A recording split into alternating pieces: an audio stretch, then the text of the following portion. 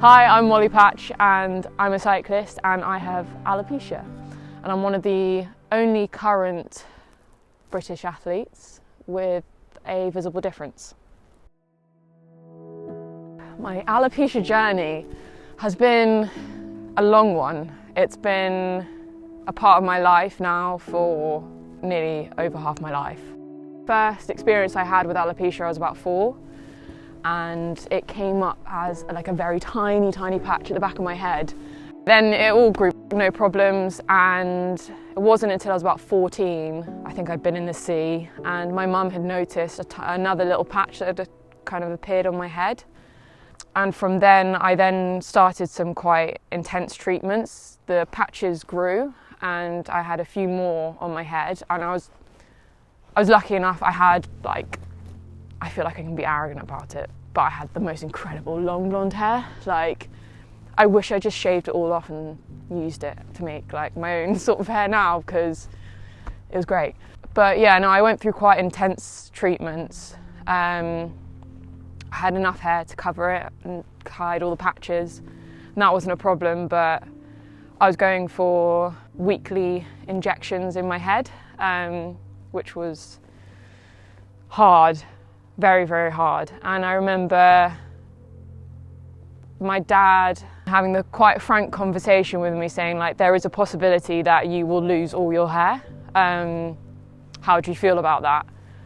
And in my head I was like, that's no way, that's not going to happen. Like, at no point did I ever think I was going to get to this point. And it didn't. Like, it all grew back, the treatments worked, and I thought, okay, that's going to be it. Like, I'm never going to have to deal with this again. You know, it was a really challenging time. I think when you're 14, 15, as a girl, you're kind of trying to figure out who you are. And I think I put a lot of pressure on myself to almost be perfect, look perfect. And yeah, that was quite hard. And then, yeah, so I didn't have any issues for a few years, and then I was about 17, my eyebrows just fell out. And then it was pretty much one weekend, just all gone. Like, the whole top of my head, I couldn't hide it anymore. And that was very traumatic. I think when you say to someone like, yeah, I lost all my hair in like a weekend, actually recognizing what that was like was really challenging. So my main goal in cycling and sport in general is obviously winning, but that's quite hard to do. I think cycling is one of the sports where winning is near enough impossible sometimes, and there are people who go their whole career and never win a race. So I guess my main goal as an athlete with a visible difference is to encourage others to get involved. And find confidence from moving your body, competing, or anything like that. Like, I find competition is really valuable for me. As a way to manage the emotional impact of alopecia and managing a visible difference, people can see beyond that a lot of the time. And I think that's really important to share that experience. One of the main things I want to achieve as a cyclist in my sport is actually showing, like, there's so much kind of value and so much confidence that can be gained from being active and trying to be the best that you can be. The season has gone well. I think there's different things I want to achieve now in cycling and in sport in general. I think, you know, I'd love to race full time and do that full time. I think, yeah, I just love the competition. I love racing as well, and it's so much fun. Like, I just really enjoy it.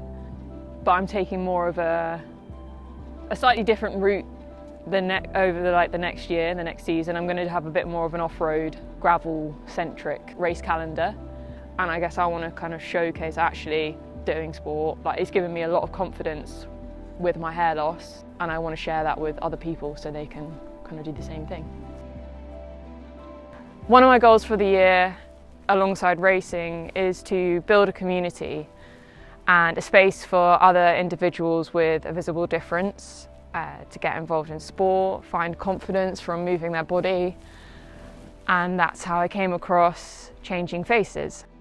Changing Faces is a charity in the UK who offer support and guidance for those with visible differences. It's to raise awareness of how we treat one another and to, I guess, lead any interaction with kindness and empathy rather than just making snap judgments based off of what someone looks like. And I've definitely experienced that before. And I want to try and stop that from happening to other people. I'm really excited to be a campaigner for Changing Faces. I'm really proud to take on this opportunity. I want to be able to grow a community of individuals who might shy away from doing sport, and I want to share my experience with them. But no, I'm really proud to be a campaigner for Changing Faces, and I relish the opportunity. Everyone's journey will be different with hair loss, with alopecia, and if you're not comfortable going outside, being hair-free, anything like that, that's okay. It's not anyone's place to tell you, like, you have alopecia, you have to, like, tell everyone about it. Like, if you don't want to, you don't want to, and, like, that's absolutely fine. I think for me, it worked better. I found myself getting more and more anxious about feeling like I had to wear hair for other people's comfort when I didn't actually want to. I wanted to go hair-free. But I think my advice is, don't let it stop you from doing the things that you love. Keep doing what you want to do, and there will be days where you don't want to because of your hair, because of hair loss.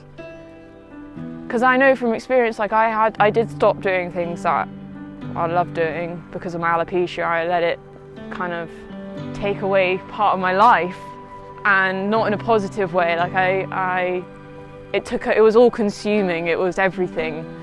These things are a big deal, and although it might not be to someone else, it's your own personal journey, and it's important to you, and it's something that I think just give yourself the room and the space to, like, actually breathe through it all and really acknowledge how you're feeling with everything. And don't let it stop you from doing the things that you love.